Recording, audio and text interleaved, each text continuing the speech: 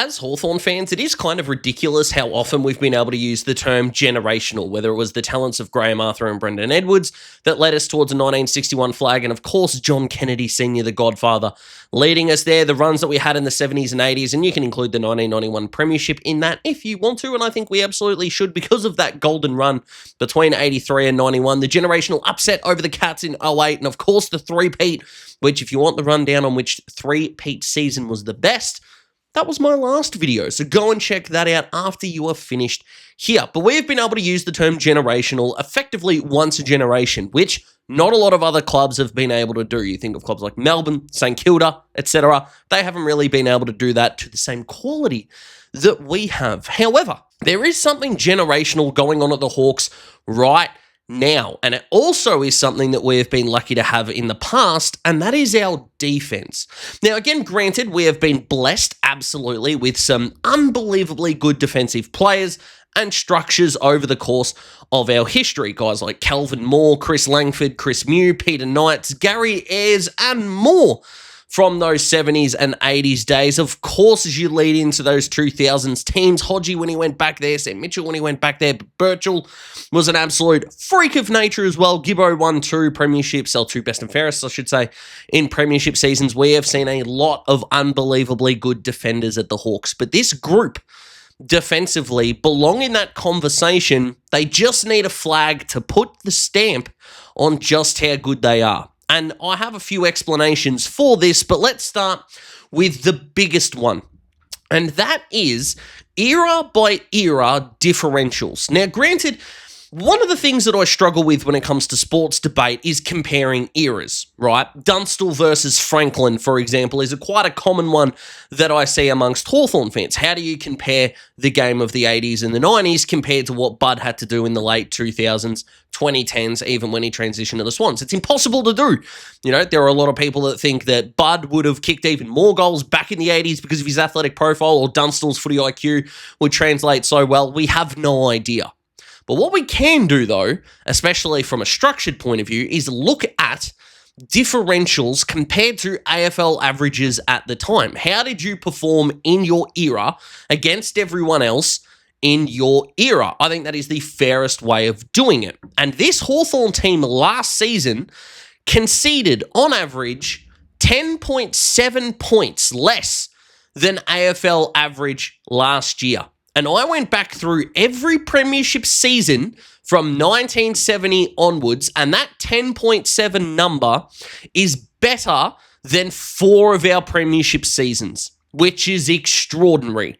And yes, generational. It's not only the best differential we've had since 2015, and as I pointed out in the three-peat season, that 2015 season might have been one of the best differentially the Hawks have actually ever had, conceding nearly 20 points less than the AFL average, which is simply extraordinary. But the best for a decade, whether you want to use generationally or not, I don't mind. And again, I can totally understand you sitting at home or wherever you're watching this video at the moment and going, but Daz, we can't really compare it to those guys, or we can't even add them to those groups without a flag. I would agree with you wholeheartedly.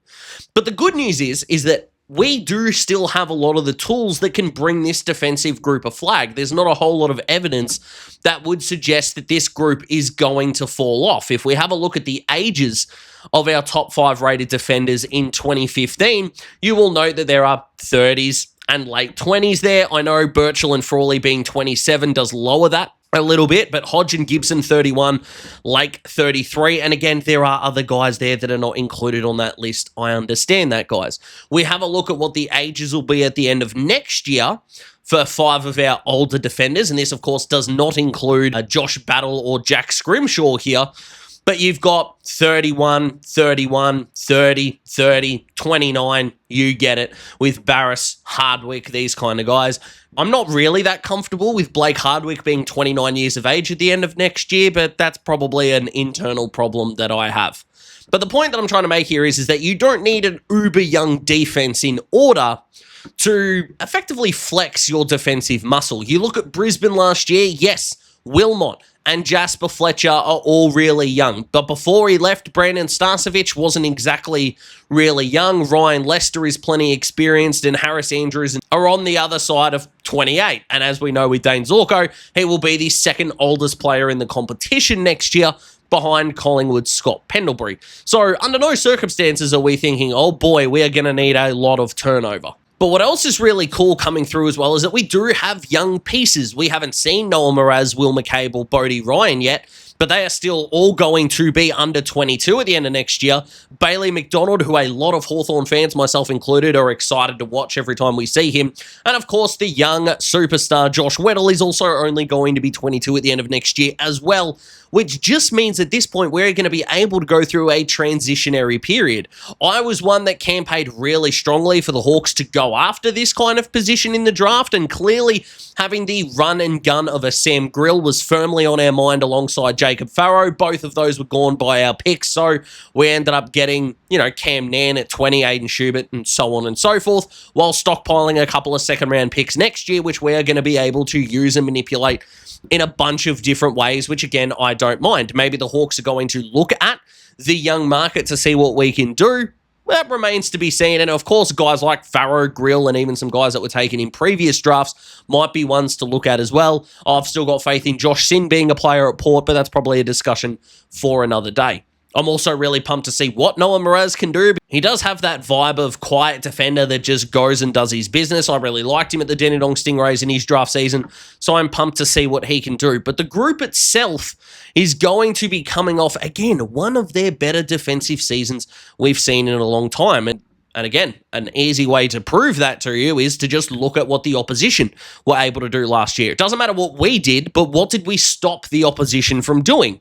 Well, there's a very easy answer to that question, and it's this. Teams against us were 18th in the comp for marks inside 50 and the rate. Scoring off turnover, they were second worst in the competition. Going from D50 to forward 50, they were third worst, as well as goals per inside 50. Scoring shots per inside 50, they were bottom 4 in the league and fifth worst in scoring from forward half.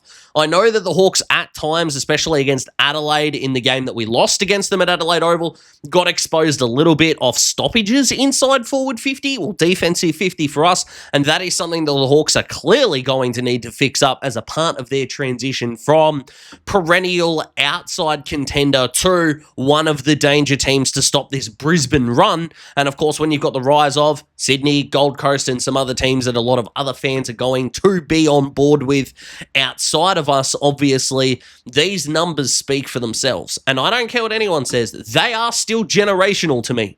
But considering they have a lot of opposition in that generational camp, it is going to take premierships in order to stamp this defensive group as one of the best that the Hawks have had. 2001, for example, was a season in which the Hawks did go to a prelim, largely like last season, and were set up by a really good defense. Jonathan Hay was All-Australian. Josh Battle was All-Australian this year. Jade Rawlings was really good. Tom Barras was really good. I'm not saying they're the exact same player, but we had the rebounders in Joel Smith. We had the rebounders for the Hawks in Jarman Impey and more. I'd probably say Sicily is more the Jade Rawlings type if you were going to do a player versus player comparison, but I digress. That team itself is not known as one of the better defenses that the Hawks had.